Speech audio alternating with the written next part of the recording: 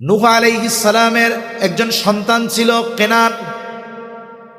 নূহ আলাইহিস সালাম সন্তানকে বারবার বললেন, সন্তান তুমি নৌকায় আরোহণ করো। ইয়া বুনাইয়ারকাম মা'ানা ওয়ালা তাকুম মা'আল কাফিরিন। হে আমার বৎস, তুমি নৌকায় উঠো।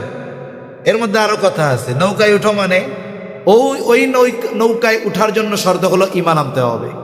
সন্তান তুমি কাফেরদের সঙ্গ ত্যাগ করে ঈমান আনো, আমাদের সাথে নৌকায় চড়ো। ওয়ালা তাকুম মা'আল কাফিরিন, তুমি কাফেরদের সঙ্গে হয় না। নূহ আলাইহিস সালাম সন্তানকে বারবার বলছে, সন্তান ওই নৌকায় চড়ে নাই।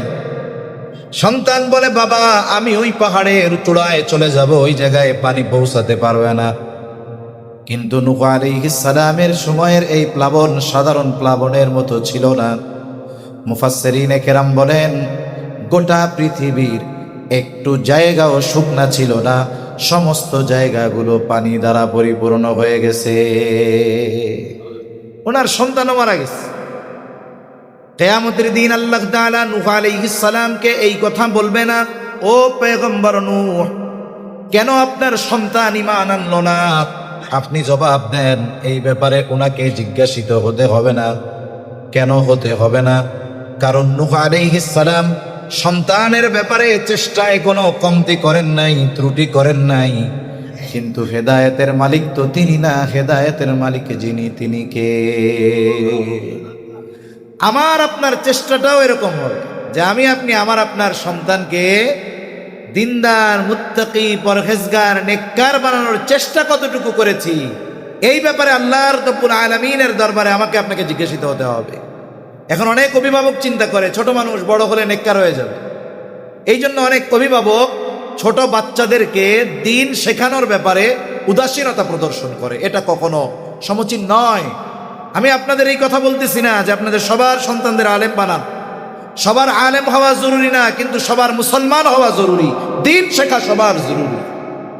প্রত্যেকটা মুসলমানের জন্য ওই পরিমাণ দিন শেখা জরুরি, ছেলে হোক বা মেয়ে হোক।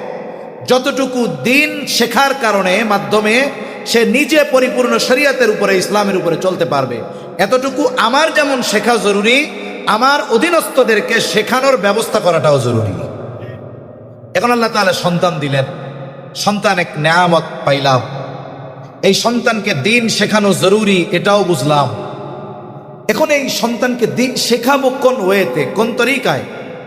সন্তানকে গড়ে তুলবো কোন পদ্ধতিতে? এটাকে পরিভাষায় বলা হয় তারবিয়াত। সন্তানকে প্রতিপালন করব কেমনে, সন্তানকে গড়ে তুলব কেমনে? আমার সন্তান যেন দিনদার হয়, কিয়ামতে যেন এই সন্তানের জন্য আমাকে আল্লাহর দরবারে অপরাধীর কাঠগড়ায় না দাঁড়াতে হয়, এজন্য আমি কিভাবে সন্তানকে গড়ে তুলতে পারি? এই কয়েকটা কথা একেবারে অল্প সময়ের মধ্যে হয়ে যাবে ইনশাআল্লাহ। সন্তানের এই তারবিয়াত, সন্তানকে দ্বীনের উপরে গড়ে তোলা, সাধারণ ভাষায়, সাধারণভাবে, জেনারেলভাবে সন্তানের তারবিয়াত অনেকে মনে করে এটার সূচনা হবে সন্তান বড় হওয়ার পর, একটু বোঝার পর। এজন্য দেখবেন আমাদের দেশে অনেক মানুষ আছে, মুসলমান ঘরের সন্তান, ছেলে মেয়ে যখন ছোট থাকে একভাবে তাকে জেনারেল শিখাইতে থাকে, বাংলা, অঙ্ক, ইংরেজি শিখায়, দ্বীনি শিক্ষা কোনো কিছু দেয় না। কি চিন্তা করে যে আমার ছেলেটা 5-এর পরীক্ষা দিয়ে একটু কিছুদিন সে যখন ছুটিতে বাসায় থাকবে, ওই 3-4 মাসে আমি একজন ওস্তাদ রেখে ওকে শিখাইয়া দিব। যারা এই চিন্তা করে তাদের এই চিন্তাটা শুধু কল্পনা আর পরিকল্পনা হয়, কিন্তু ওই জিনিসটা বাস্তবায়ন এই দুনিয়ায় খুব কম হয়। তা ওরা চিন্তা করে এই দ্বীনি তারবিয়াত এটা বড় হওয়ার পরে দেওয়া হবে, কিন্তু শরীয়তে ইসলাম আমাদেরকে জানিয়ে দেয় সন্তানের তারবিয়াত সন্তান বড় হওয়ার পরে নয়, সন্তান দুনিয়ায় আসার পরে নয়, বরং মূলত সন্তানের এই দ্বীনি তারবিয়াতের সূচনা শুরু হয়ে যায় সন্তান দুনিয়ায় আসার অনেক আগ থেকে। এটার সূচনা কখন হয়? মূলত এটার সূচনা হয় বিবাহের মাধ্যমে। বিবাহের সময় এই জন্য রাসূল আকরাম সাল্লাল্লাহু আলাইহি ওয়াসাল্লাম বিবাহের ক্ষেত্রে নারীদের দিনদারিত্বকে প্রাধান্য দিতে বলেছেন। দিনদারিত্বকে কেন প্রাধান্য দিব? আধুনিক গবেষণা এই কথা বলতেছে যে একটা বাচ্চা, ছেলে হোক আর মেয়ে হোক, এই বাচ্চার ক্যারেক্টার, চরিত্র, এই চরিত্র 90% গঠিত হয় তার মার থেকে। তার মানে একটা সন্তান তার ক্যারেক্টার বিল্ড আপ হয় তার মায়ের থেকে, বাবার থেকে নয়। কারণ এখানে অনেক অভিভাবক আছেন, অনেকে শুনতেছেন যে তাদের বাচ্চার সাথে তার দেখা হয় শুধু একদিন, ছুটির দিন শুক্রবার। কেন? কারণ তিনি যখন অফিসে রওনা দেন তখন সকাল 6টা, উনি যখন বাসায় আসেন রাত 12টা, উনি যাওয়ার সময় দেখেন ওনার বাচ্চা ঘুম, উনি অফিস থেকে এসে দেখেন ওনার বাচ্চা ঘুম, উনি দেখে কিন্তু বাচ্চা ওনারে দেখে না। তাহলে যেই বাচ্চা ওনাকে দেখে না সেই বাচ্চা ওনার থেকে কি শিখবে? বাচ্চা তো শিখে তার থেকে, সে যাকে সব সময় দেখে। আর একজন বাচ্চা সবচাইতে বেশি দেখে তার মাকে। একজন বাবা বাচ্চার ভালো খাবারের ব্যবস্থা করতে পারে, পোশাকের ব্যবস্থা করতে পারে, থাকার ব্যবস্থা করতে পারে, কিন্তু একজন বাচ্চার চরিত্র গঠন হওয়ার পেছনে সবচাইতে বড় ভূমিকা রাখে ওই বাচ্চার মা। এজন্য সন্তানকে যদি নেককার, দিনদার, ভালো মানুষ হিসাবে গড়ে তুলতে হয়, এক নম্বরে নেককার মা দরকার।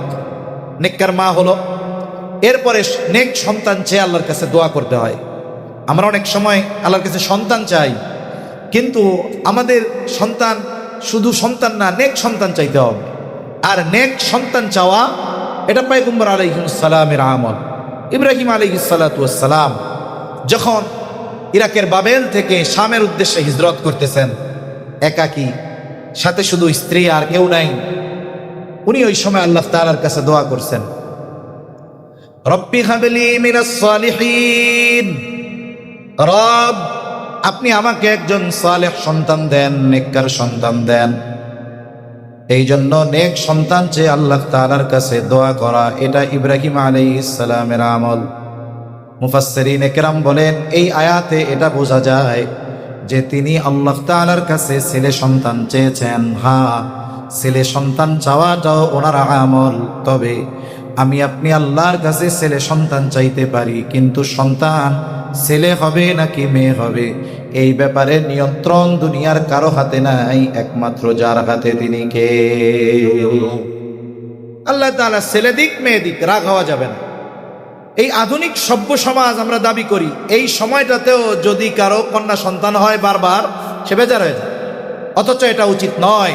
কন্যা সন্তানকে আল্লাহ তাআলা সুসংবাদ বলে অভিহিত করেছেন। আর কন্যা সন্তানের সুসংবাদে চেহারা কালো হয়ে যাওয়া এটা ওই জাহেলিয়াতের সময়ের আলামত। আল্লাহ বলেন, ওয়াইদা বুশিরা আহাদুহুম বিল উনসা যাল্লা ওয়াজহুহু মুসওয়াদ্দান ওয়া হুয়া কাযীব।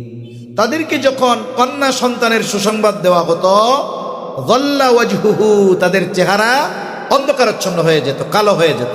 এজন্য সাবধান, কারো মেয়ে হলে বেজার হওয়া যাবে না। আরে ভাই, ছেলে হইলেও যদি মাদকাসক্ত হয় শান্তি থাকবে না, কিন্তু মেয়ে হইছে যদি ওটা নেককার হয়, দিনদার হয়, তাহলে এটা শান্তির কারণ হবে, শান্তির কারণ হবে।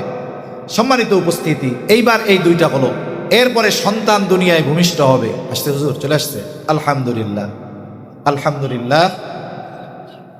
2 মিনিটে আমার কথা শেষ। তাহলে সন্তান দুনিয়ায় আসলো, এরপরে সন্তানের তারবিয়াতে আমাদের করণীয় কি? এই কথাটুকু 2 মিনিটের কথা একটু আমরা দিলের কান দিয়ে শুনি। আর একটু সবাই আগে আগে আসেন, আগে আগে জমে বসেন, পেছন থেকেও লোকজন আসতেছে, আমরা একটু বসতে দেই। শুনেন, এরপরে সন্তানের জন্য অভিভাবকের করণীয় 4টি বিষয় আছে। 1 নম্বর বিষয়, সন্তানকে ঈমান আকীদা শেখাতে হবে।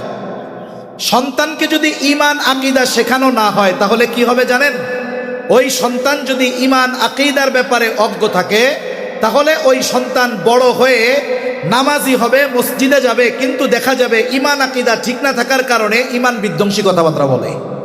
এজন্য 1 নম্বর, তাকে ঈমান আকীদা শেখাতে হবে। 2 নম্বর, তাকে উত্তম চরিত্রের অধিকারী বানাতে হবে, উত্তম আখলাক শেখাতে হবে।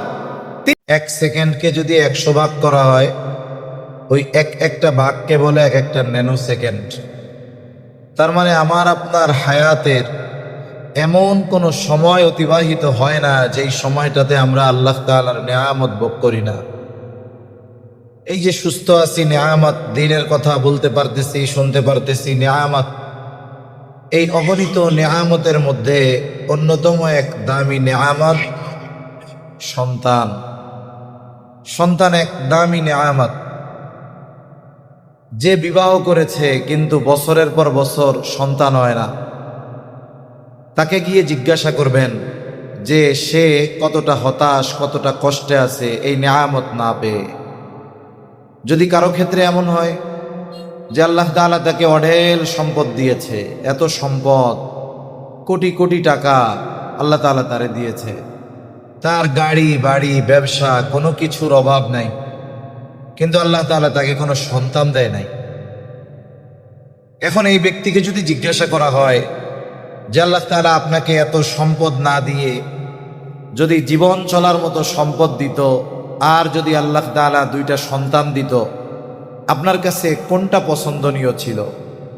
আমার এই ব্যাপারে দৃঢ় বিশ্বাস যে ওই ব্যক্তি এই কথাটাই বলবে যে আল্লাহ যদি জীবন চলার মতো সম্পদ দিতেন আর আমাকে এত সম্পদ না দিয়ে দুইটা সন্তান দিতেন, এটা আমার জন্য সবচেয়ে আনন্দের কারণ হইত। তাহলে বোঝা গেল সম্পদ আছে কিন্তু সন্তান নাই, ওই সম্পদে শান্তি নাই। আবার যদি কারো ক্ষেত্রে এমন হয় সম্পদও আছে সন্তানও আছে, অনেক সম্পদ সন্তানও আছে কিন্তু সন্তান অবাধ্য, সন্তান মাদকাসক্ত, সন্তান পিতামাতার কোনো কথাই শোনে না, এইরকম সন্তান যার আছে, সম্পদও আছে সন্তানও আছে কিন্তু তার শান্তি নাই। বরং আমরা তো এমন অবস্থা দেখি যে অনেক সন্তান নেশার টাকার জন্য মা বাবাকে হত্যা করে ফেলে। এদেশে এমনও নজির আছে যে মাদকাসক্ত সন্তানের আচরণে বিরক্ত হয়ে বাবা সন্তানকে হত্যা করে ফেলছে, এমনও নজির এদেশে আছে। তার মানে বোঝা গেল সম্পদও আছে সন্তানও আছে, যদি সন্তান বদকার হয় শান্তি নাই। পক্ষান্তরে কারো ক্ষেত্রে যদি এমনটা হয় যে আল্লাহ তাআলা তাকে কিছু সম্পদ দিয়েছে, মোটামুটি জীবন চলে, দেখা যায় যে 3 বেলা পেট ভরে খাইতে পারে না, সপ্তাহে একদিন গোশ জুটে না, কিন্তু আল্লাহ তাআলা তাকে 2টা সন্তান দিয়েছে, সন্তানগুলো বাধ্য নেককার, সন্তানগুলো মাতা পিতার কথা শোনে, সন্তানের জন্য মা বাবাকে কোথাও অপমানিত হতে হয় না, ঘরের যে স্ত্রী আছে সেও দিনদার। এই ব্যক্তির সম্পদ নাই কিন্তু নেককার সন্তান থাকার কারণে তার শান্তি আছে না নাই? শান্তি আছে। ওই ব্যক্তি তার সম্পদ না থাকতে পারে কিন্তু সে তার ওই নেককার সন্তানদেরকে নিয়ে মানুষের সামনে গর্ব করে, বলে যে আমার হয়তো কিচ্ছু নাই কিন্তু আল্লাহ তাআলা আমাকে বড় নেয়ামত 2টা সন্তান দিয়েছে। তাহলে মূল কথা হলো সন্তান আমাদের জন্য সবচাইতে বড় নেয়ামত কখন হবে? বলে এই সন্তান যখন নেককার হবে, দিনদার হবে। আমি কিন্তু আলেম বলি নাই, কারণ একজন ইলম অর্জন করার পরে যদি বদকার হয়ে যায় সেও তো খারাপ, কিন্তু একজন আলেম হয় নাই ঠিক, কিন্তু তার মধ্যে দ্বীনের বুঝ আছে, নীতি নৈতিকতা আছে, মা বাবার আনুগত্যশীল সন্তান, মানুষের সাথে সদাচরণ করে, ভালো ব্যবহার করে, বলে এই সন্তান মা বাবার জন্য নেয়ামত। আল্লাহ তাআলা এই সন্তান নেয়ামত বলে অভিহিত করেছেন। আল্লাহ তাআলা বলেন আল মালু ওয়াল বানুনা জিনাতুল হায়াতিদ দুনিয়া। আল্লাহ তাআলা বলেন মাল সম্পদ এগুলো হলো দুনিয়ার অলংকার। আবার আল্লাহ তাআলা এই 2টি বিষয়কে উল্লেখ করে বলেন ইন্নামা আমওয়ালুকুম ওয়া আওলাদুকুম ফিতনাহ। আল্লাহ তাআলা বলেন মাল এবং সম্পদ সন্তান এটা তোমাদের জন্য ফিতনা, পরীক্ষা।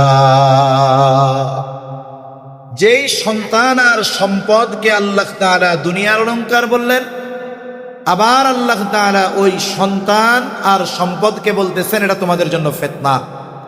ওই যে যার সন্তান মাদকাসক্ত অবাধ্য, এই সন্তান তো পিতামাতার জন্য এক মহা পরীক্ষা হয়ে গেছে। এটা তাকবীর দেন, নারায়ে তাকবীর। আরেকটু জোরে দেন না, নারায়ে তাকবীর।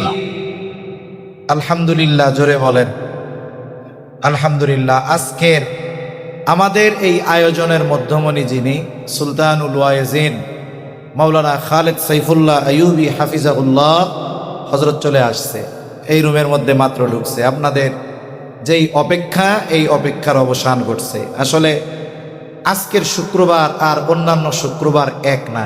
কেন? অন্যান্য দিন শুক্রবার জ্যাম থাকে একটু কম, কিন্তু আজকে তো আশুরা। হযরত পুরান ঢাকাতে ছিলেন, আর ওইদিকে আপনারা কম বেশি সবাই জানেন এই আশুরাকে কেন্দ্র করে বিভিন্ন ধরনের আচার অনুষ্ঠান হয়। এরপরেও আলহামদুলিল্লাহ হযরত সুস্থতার সাথে আমাদের মাঝে আসছেন। আপনারা যারা এখন বাইরে আছেন, একটু কষ্ট হয়েছে দীর্ঘ সময় গরমে বসে থাকতে, আপনারা মেহরবানি করে চলে আসেন। হযরত দ্রুতই চলে আসবে, আসলেই আমার কথা শেষ। তাহলে সন্তান যদি অবাধ্য হয়, সন্তান যদি বদ্দিন হয়, এই সন্তান হয়ে যায় ফিতনা দুনিয়া এবং আখিরাতে। এই সন্তানের কারণে দুনিয়ায় ওই মা বাবা অভিভাবককে কষ্ট পোহাতে হয়। আল্লাহ না করুন যদি ওই সন্তানের ব্যাপারে মা বাবার কোনো উদাসীনতা থাকে, যে তাদের গাফলতি আর উদাসীনতার কারণে ওই সন্তান লাইনচ্যুত হয়েছে, তাহলে ওই মা বাবা কিয়ামতের দিন ওই সন্তানের কারণে ফিতনায় পড়ে যাবে, পরীক্ষায় পড়ে যাবে। তখন কি হবে? বলে আমি আপনি যদি সন্তানের ব্যাপারে উদাসীনতা প্রদর্শন করি, তাকে দিনদার বানানোর মেহনত না করি, তাকে নেককার বানানোর মেহনত না করি, আল্লাহ না করুন ওই সন্তান যদি কিয়ামতে জাহান্নামী হয়, ও জাহান্নামী হওয়ার জন্য 1 নম্বরে অভিযুক্ত করবে তার মা বাবা, অভিভাবককে। তাহলে সন্তান যদি অবাধ্য হয়, তাহলে দুনিয়া আখিরাতের ফিতনা। আর সন্তান যদি দিনদার নেককার হয়, এটা দুনিয়ারও যেমন অলংকার, আখিরাতের অলংকার। তা এই সন্তান এক নিয়ামত। আল্লাহ তাআলা আমাদেরকে যাদের এই নিয়ামত দিয়েছেন, এই নিয়ামত পাওয়ার পর তাদেরকে গড়ে তোলার দায়িত্ব শরীয়তে ইসলাম আমাদেরকে দিয়েছে। আল্লাহ তাআলা আমাকে আপনাকে যেমন জাহান্নাম থেকে বাঁচার জন্য বলছে আল্লাহর হুকুম আহকাম মেনে চলার মাধ্যমে, অনুরূপভাবে আমার আপনার অধীনস্থদেরকে দিন শেখানোর মাধ্যমে জাহান্নাম থেকে বাঁচানোর চেষ্টা করার কথা বলছে। তবে হ্যাঁ, আমি আপনি আমার আপনার সন্তানদেরকে দ্বীনের পথে পরিচালনা করার চেষ্টা করতে পারি, তবে হেদায়েত তার নসিবে আছে কিনা এটা আমি আপনি জানি না, কারণ হেদায়েতের মালিক কে? আল্লাহ। জলিলুল কদর পয়গম্বর হযরত নূহ আলাইহিস সালাম 950 বছর উম্মতের মাঝে দাওয়াত দিয়েছেন। অল্প কিছু মানুষ ঈমান আনছে। আল্লাহ তাআলা নূহ আলাইহিস সালামকে মহাপ্লাবনের খবর জানিয়ে দিলেন। নূহ আলাইহিস সালাম এক বিশাল নৌকা বানাইলেন। একটা সময় আল্লাহ তাআলার প্রতিশ্রুত ওই মহাপ্লাবন শুরু হলো। সমুদ্রের পানি বাড়া শুরু হলো, জমিন ফেটে পানি বাড়তে থাকলো। মানুষ রান্না করতো যেই চুলায়, ওই চুলার মধ্যে থেকে পানি উঠতে শুরু করলো। একটা সময় পানি বাড়তে শুরু করলো, আর নূহ আলাইহিস সালাম ইমানদারদেরকে নিয়ে নৌকায় আরোহণ করলেন। বিষয়ের শিক্ষা তারবিয়াত একমাত্র যেই জায়গায় দেওয়া হয়, সেই জায়গাটা হলো মাদ্রাসা। এখন আপনি যদি আপনার সন্তানকে এই দারুল উলুম মুঈনুল ইসলাম হোক, অন্য প্রতিষ্ঠান হোক, যেখানেই দেন না কেন, 2, 3, 4টা বছর যদি নুরানিতে পড়ান, আমি এটা বলতে পারি সন্তান আপনার ঈমান শিখবে, সন্তান আপনার আখলাক শিখবে, সন্তান আপনার ইলম শিখবে, সাথে সাথে ওই ইলমের আলোকে প্র্যাকটিক্যাল আমল শিখবে। আপনার দায়িত্ব পালন হবে। সন্তান যদি নেককার হয়, ওই সন্তান দুনিয়া আখিরাতের অলংকার হবে। এরপরে আল্লাহ না করুক, আপনার দায়িত্ব পালনের পরে যদি সন্তান অবাধ্য হয়, কিয়ামতে ওই যে নূহ আলাইহিস সালামকে যেমন জিজ্ঞাসার কাঠগড়ায় দাঁড়ানো লাগবে না, আমি আপনিও দায়িত্ব পালন করার কারণে কাঠগড়ায় দাঁড়ানো লাগবে না। কিন্তু যদি এই সময়ের তারবিয়াতে প্রতিপালনে আমরা ভুল করে বসি, আল্লাহ না করুক অনেক হাজি গাজী, মসজিদের সভাপতি, কবরস্থানের সেক্রেটারি হয়তো কিয়ামতের দিন আল্লাহর আদালতে ধরা পড়ে যাবে। আল্লাহ সুবহানাহু ওয়া তাআলা আমাদের সন্তানকে যথাযথ প্রতিপালনের মাধ্যমে দুনিয়া আখিরাতের অলংকারে পরিণত করার তৌফিক আল্লাহ দান করেন। আমিন।